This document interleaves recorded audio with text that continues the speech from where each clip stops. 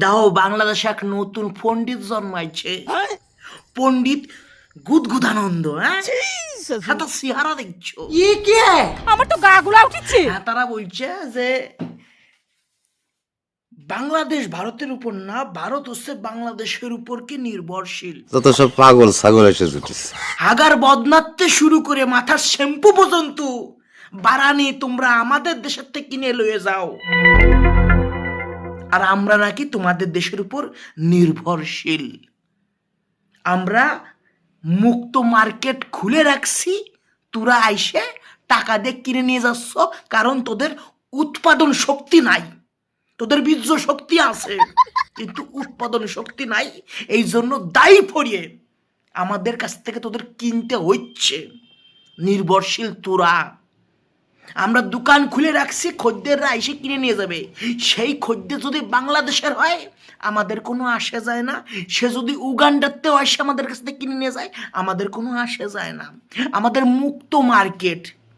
কিন্তু বৈঠে মারিয়ে কষ্ট করে আমাদের দেশে তোমরা কিনতে আসতেছ, অর্থাৎ তোদের শোধনে পড়ে আসতে হচ্ছে। এইখানে নির্ভরশীল কারা? বুদ্ধিজীবী মানুষজন বিচার করে বুঝে লও। আর এই যে একখান মাল ভাই হাতে যে কিল্লাই আমার সামনে চলি আসে আমি বুঝি না। আবার আমার একটু উপকারও হয়েছে। আমি অনেকদিন ধরে ভাবতেছিলাম যে একটা ব্যবসা করব, কি ব্যবসা করা যায়। পরে ভাবলাম একটা কোম্পানি খুলবো। কোম্পানিটা হইবে কুদাল তৈরি করার কোম্পানি, বুঝছো? মানে কুদাল বানাইবো খালি, আর সেই কুদালির লোগো থাকবে এরে। দেখছো তো হাতে দাঁত, দেখছো কুদাল মার্কা দাঁত। হাতের একখান ছবি যদি কুদালের উপরে বসাই দিতে পারি তার তারাই বিক্রি হয়ে যাবে। মানে মানুষে জাম্মাই সাম্মাই হোক হাতারে দাঁতের ছবি দিয়ে কুদাল হোলসেল রেটে কিনে লয়ে চলে যাবে। তো হাতারা দিয়ে আমি একখান কুদালের কোম্পানি খুলবো, ঠিক আছে?